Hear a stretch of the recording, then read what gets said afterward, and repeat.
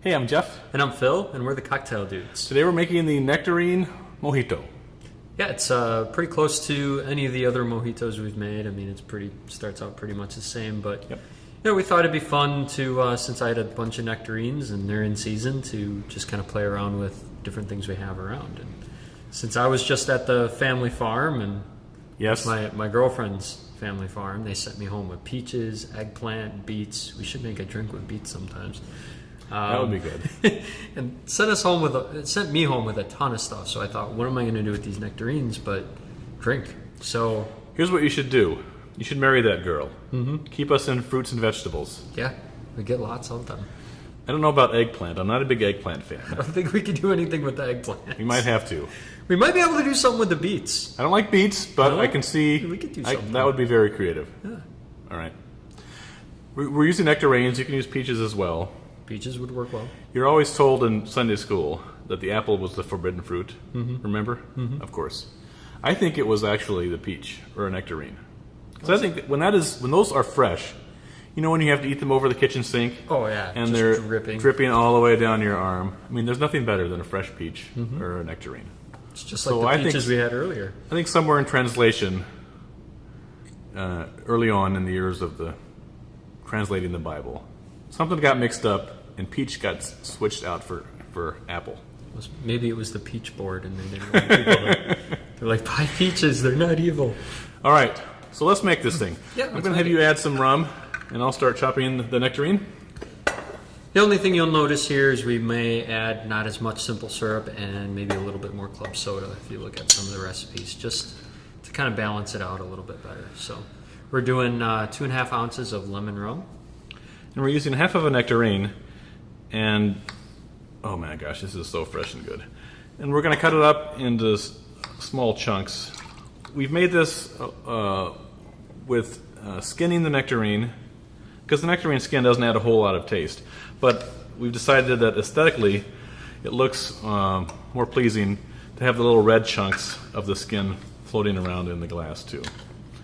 So this is a half of a nectarine, and this is a white nectarine. You can use whatever you have. So we're going to add this to our glass. All right. I'm going to save a few pieces just to eat. There you go. And we're going to muddle the stew out of this thing. Muddle the stew out of it. You got to be really aggressive when you want to muddle this. Even though it's fresh, you want to pulverize this thing as much as you can, right? Oh, yeah. Boy, that's good. Getting all the juices out of there. I'm going to cut up a lime into 4 wedges. We're taking a half of a lime and just cutting it into 4 wedges.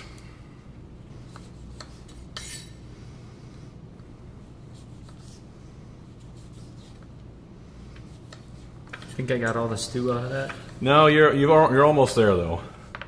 Do it a little more while I count out mint leaves. We're going to do 8 to 10 mint leaves. These are a little larger size, so we're going to do 8. So they grow peaches on their farm? Oh, yeah. They got I had no idea you could grow peaches up here. Yeah. Boy, that looks excellent. Am I pretty good on that? Yep. Now I imagine you want to throw those peaches or the nectarines in first because you don't want to over muddle the mint leaves or the limes. Yeah, you need to be gentle with those mint leaves. So we'll muddle again and just squeeze the juice out of the limes. We're going to stand by with 1 ounce of simple syrup.